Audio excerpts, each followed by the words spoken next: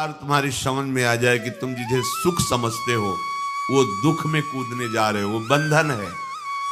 अगर गृहस्थी में भी जाओ तो हरि का आश्रय लेकर भजन करते हुए जीवन व्यतीत करो, नहीं तो बहुत दुख भोगना पड़ेगा। मरना कोई समस्या का हल नहीं है।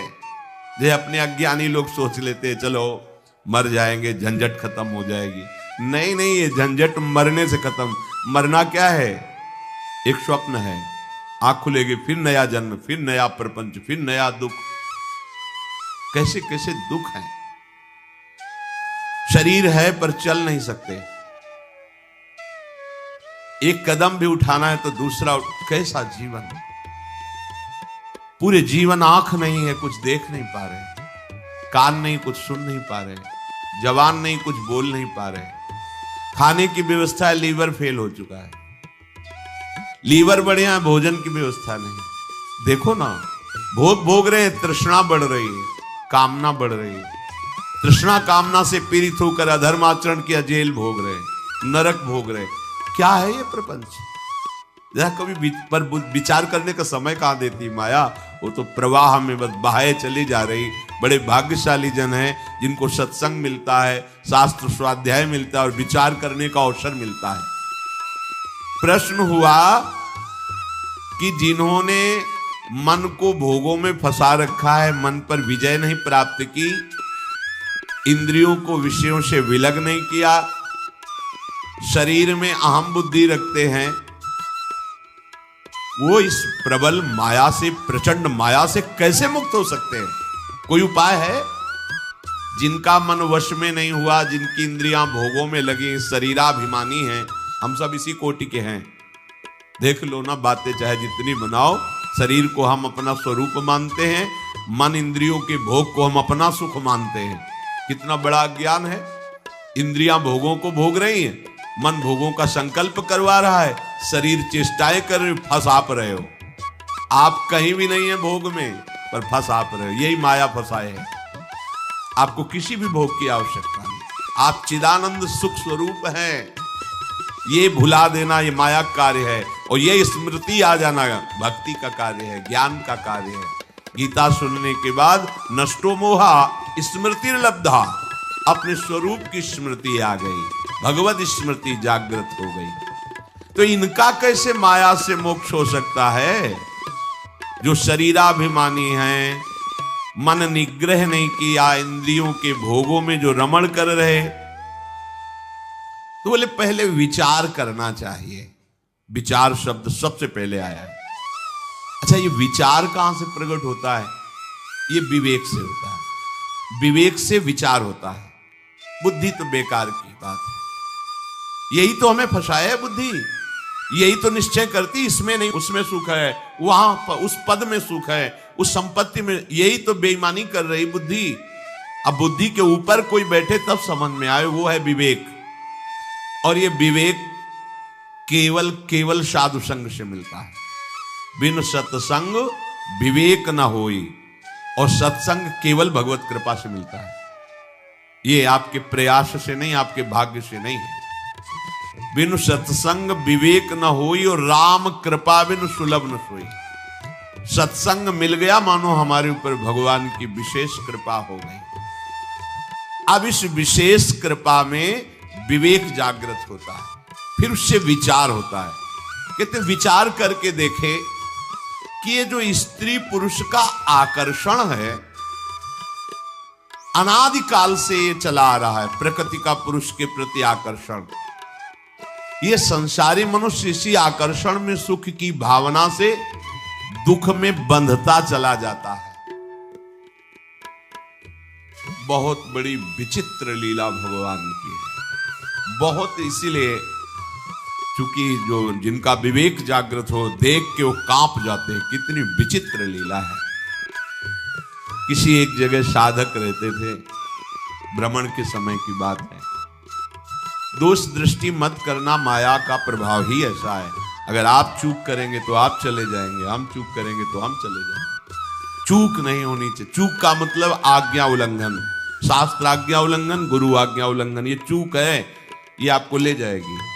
भक्तों के संग से ऐसी घनीभूत भक्ति, घनीभूत जिनमें कहीं भी पोलापन नहीं है, ठोस।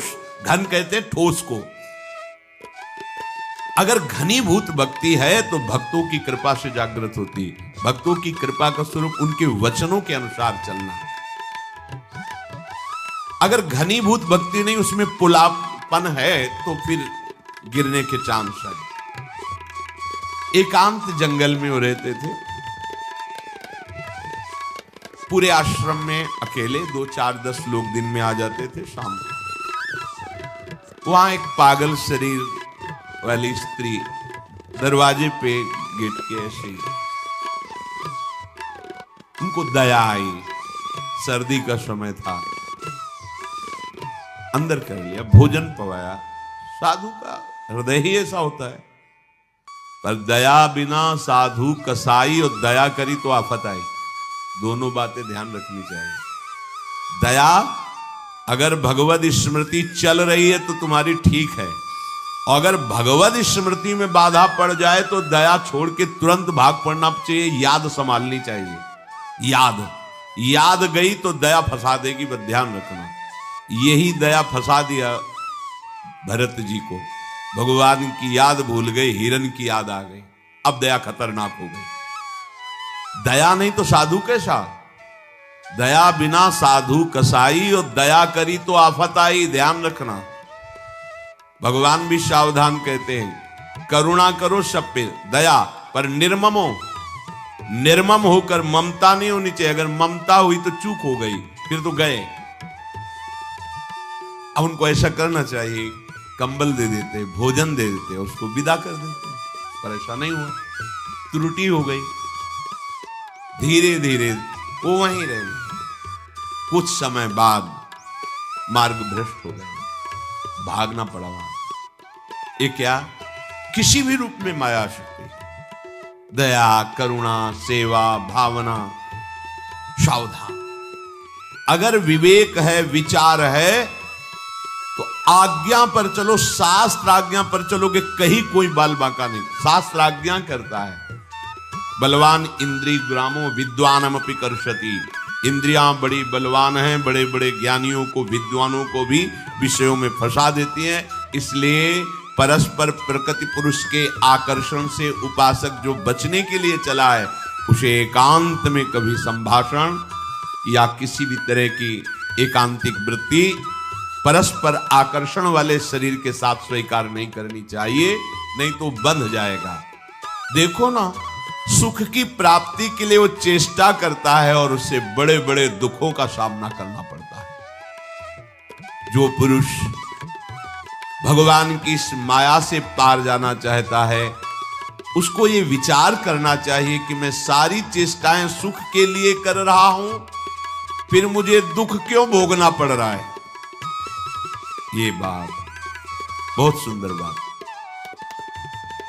कर्मण्यारभमाणानाम दुख हत्यै सुखाय च। मैं तो कर्म जितने भी कर रहा हूं सुख के लिए कर रहा हूं, फिर मुझे दुख क्यों भोगना पड़ रहा है।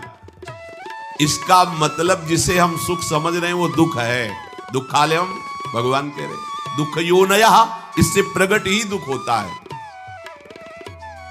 देखो, विचार करना चाहिए।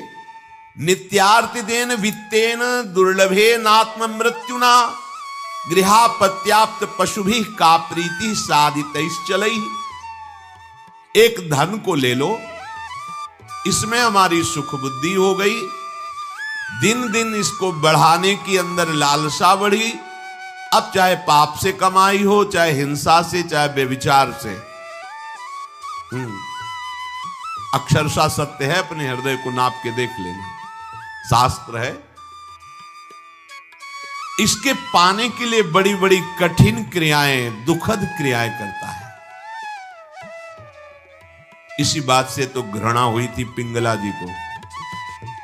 जनकपुरी में, विदेहराज की नगरी में ये वैश्यावृत्ति करती थी। अपने शरीर को बेच करके धन कमाना। शरीर को सजा करके दरवाजे पे बैठी, जो व्यक्ति आता सोचती मेरे ही पास आ रहा है, मुझे धन प्रदान करेगा। 12 बज गए, रात्रि तक कोई नहीं आया।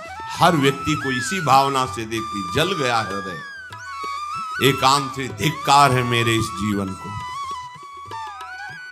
हमारे हृदय में प्रभु बैठा हुआ है। मैंने आज तक उसे, मैं विदेहराज की नगरी में रहती हूं, ज्ञानियों की नगरी में, और कितना निकृष्ट आशा, शरीर से भोग, भोग से धन, धन से फिर भोग। अब नहीं, देखो इतनी महान हो गई, भगवान दत्तात्रेय जी ने 24 गुरुओं में एक गुरु पिंगला जी को ही माना, और चतुरासी जी जैसे रस समुद्र ग्रंथ में, वाणी जी में महाप्रभु ने पिंगला का उदाहरण दिया।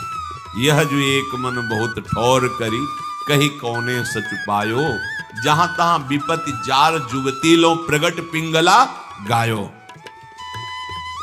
निष्ठा कर ली उसे, आज के बाद कभी किसी पुरुष की तरफ नहीं हेरूंगी, भूखी मर जाऊंगी पर गलत आचरण नहीं करूंगी, अपने हृदय में विराजमान हरि से प्यार करूं। महात्मा बन गई, उसी क्षण गुरु माना दत्तात्रेय जी ने। दत्तात्रेय जी जैसे अवधूत महापुरुष ने तत्काल पिंगला जी के चरणों में नमन करके गुरु भाव स्वीकार किया। आशा ही परमम दुखम, नैराश्यम परमम सुखम। इसे एक और संकेत मिलता है, कल तक व्यभिचारी रहा है, तुम्हारी दृष्टि में हो सकता है कि व्यभिचारी है, और आज कितनी ऊंचाई पर चढ़ गया तुम नहीं जान सकते। उसने संकल्प कर लिया, निष्ठा कर ली, सब खत्म। तुम्हें लगेगा ये कल वाला है, नहीं नहीं, हाँ, ऐसा दोष दर्शन करने पर तुम्हारा पतन हो जाएगा। आंतरिक आध्यात्मिक भूमिका कब बढ़ गई तुम्हें क्या पता चला? हरि गुरु कृपा से वो कितनी ऊंचाई पर बैठ गया, तुम्हें क्या पता चला?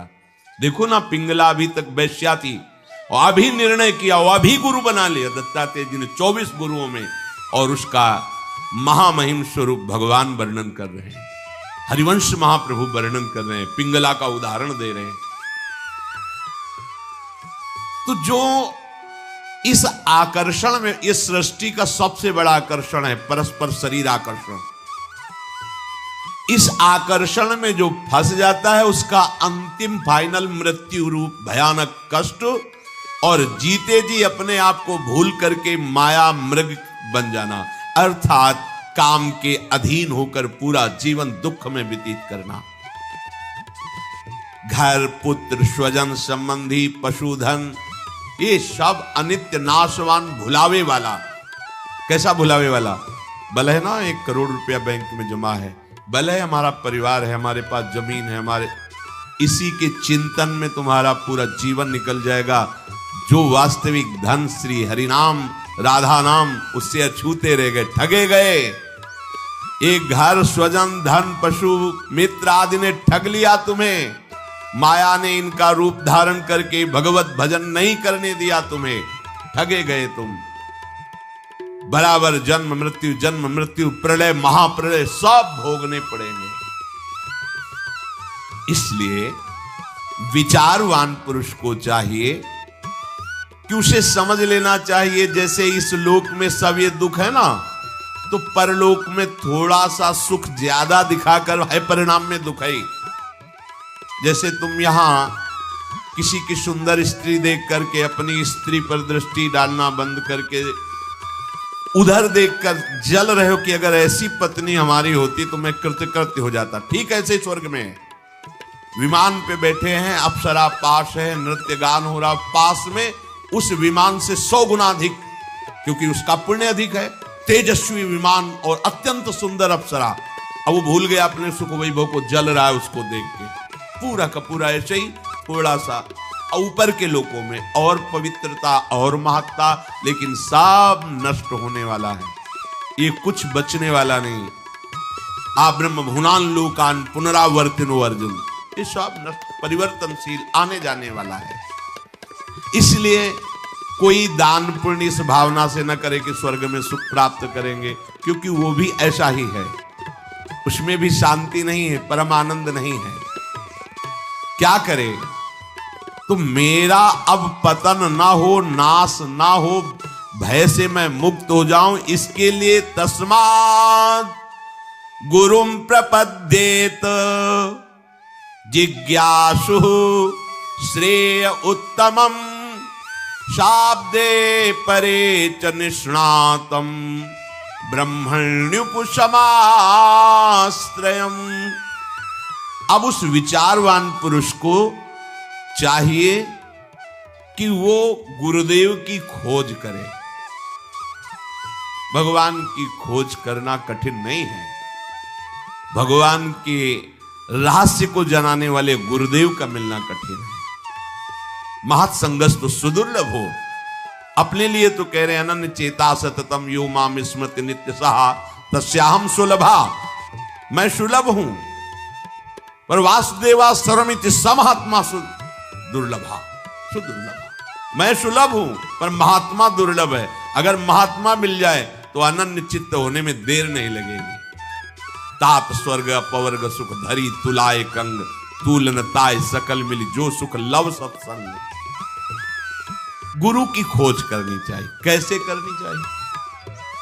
पहले उस अव्यक्त गुरु से प्रार्थना करनी चाहिए, परमात्मा से, ईश्वर से, प्रभु से। हे नाथ, आप हमें गुरुदेव रूप से मिले। मैं नहीं जानता कौन गुरुदेव है, कैसे होने चाहिए। इतना ज्ञान विद्यार्थी को क्या ज्ञान कि कौन टीचर किस स्थिति में है, कितना प्रवीण है, वो तो विद्यार्थी है बेचारा। हाँ, प्रिंसिपल जान सकता है, जो टीचरों के ऊपर अधिकारी, इनमें से कौन सा प्रवीण है, कौन किस कोटि का, किस स्थिति का। ऐसे ही सब गुरुओं के परम गुरु जगत गुरु भगवान श्री कृष्ण है। सबसे पहले प्रभु से प्रार्थना करे कि गुरु के बिना ज्ञान नहीं, परम पद नहीं, मोक्ष नहीं, मोक्ष मूलम गुरु कृपा। तो हे नाथ, आप कृपा करके गुरु रूप से मुझे स्वीकार करें। मैं आपका शरणागत हूं, आप गुरु रूप से आवे और मुझ शरणागत को स्वीकार करें। दीन बंधु, मैं कहां खोजूं? या आप मुझे पहुंचा दीजिए या आप गुरु स्वरूप से आकर मुझे स्वीकार कर लीजिए। जब आप ऐसी हृदय से प्रार्थना करेंगे तो आपको गुरु मिल जाएंगे, या तो आपको पहुंचा दिया जाएगा उनके पास, और उनके पास जाते ही आपको लगेगा हमारी खोज पूर्ण हो गई, जो मैं चाहता था विश्राम मिल गया। कैसे होने चाहिए गुरुदेव? शाब्दे परे च निष्णातम, शास्त्र ज्ञान से पूर्ण होना चाहिए, और ब्रह्मण्युप समाश्रयम, भगवत प्राप्त होना चाहिए, ब्रह्मबोध होना चाहिए। अगर ब्रह्मबोध है और शास्त्रों का जो ज्ञान है शाब्दिक वो नहीं, तो अपने शिष्य को समझा नहीं पाएंगे। शब्दों का बहुत अच्छा ज्ञान है लेकिन ब्रह्मबोध नहीं, अनुभूति नहीं है, तो शिष्य का कल्याण नहीं कर पाएंगे। इसलिए दोनों बात होनी चाहिए। शाब्दे परे च निष्णातम, शब्द ब्रह्म अर्थात शास्त्रों के पारदर्शी विद्वान, और ब्रह्मण्युप समाश्रयम, ब्रह्मबोध संपन्न अर्थात भगवत तत्व का अनुभव किए हुए हों, ऐसे गुरुदेव का आश्रय ले ले। तत्र भागवतान धर्मान शिक्षेत गुरुआत्म दैवतः अमाययानुवृत्त्या तुष्येदात्मान मदोहरिः। शिष्य को चाहिए कि अपने गुरुदेव को ही अपना परम प्रीतम मान करके, सवाल हल हो जाएगा। शिष्य को चाहिए कि अपने गुरुदेव को अपना परम प्रीतम मान करके, अपनी आत्मा मान करके, अपना इष्ट देव मान करके निष्कपट भाव से गुरुदेव की सेवा करे, गुरुदेव के समीप रहने की आकांक्षा करे। समीप रहने का भाव उनकी आज्ञा में रहना। आप यहां जैसे 1000 कोस दूर रहते हैं पर अपने गुरु की आज्ञा में रहते हैं, तो आप गुरु के समीप हैं। आप गुरु के शरीर के समीप रहते हैं पर आज्ञा उल्लंघन करते हैं, तो आप गुरु से बहुत दूर हैं। ये बात ध्यान रखना। ये मायाकृत बात नहीं है कि शरीर के समीप हो तो आप गुरुदेव के समीप हो, नहीं। गुरुदेव की आज्ञा का पालन करते हो, बहुत दूर हो तो गुरुदेव के समीप हो, और गुरुदेव की आज्ञा का उल्लंघन करते हो तो शरीर के समीप रहते हुए भी आप बहुत दूर हैं गुरुदेव से। गुरुदेव की निष्कपट भाव से सेवा, गुरुदेव के पैर दबाना, वस्त्र प्रक्षालन करना, भोजन देना, ये सब एक अंग है सेवा का। इसे पूर्ण सेवा नहीं कहते। पूर्ण सेवा कहते हैं गुरुदेव की आज्ञा में जीवन समर्पित कर देना। अब क्या करवा रहे हैं इससे हमें मतलब नहीं। आप खड़े रहिए यहां, आप बैठ जाइए, आप ये कीजिए, हमारा जीवन समर्पित है, हमें इनकी आज्ञा पर रहना है। और ये बात भगवान देख रहे हैं कि आप भगवान के नाते ही गुरु को भगवान मानकर अपना मन वचन कर्म से उनकी अधीनता स्वीकार की, तो भगवान ही आपको बोध करा देंगे कि मैं गुरु रूप में हूं, मेरा ये स्वरूप है, परमानंद में निमग्न हो जाओगे। गुरु की जब कोई इस तरह से आराधना करता है तो गुरुदेव उसे भक्ति की क्रियात्मक शिक्षा देते हैं। मंगला से लेकर शयन तक, व्यापार से लेकर एकांतिक समाधि तक, ये गुरुदेव की प्रकट क्रियात्मक शिक्षा होती है। आप केवल चित्त को समर्पित कीजिए, गुरुदेव में सब प्रकाशित हो जाएगा, प्रश्न करने की जरूरत नहीं पड़ेगी, उत्तर ही उत्तर आपके हृदय में रहेगा, प्रश्न खत्म हो जाएंगे।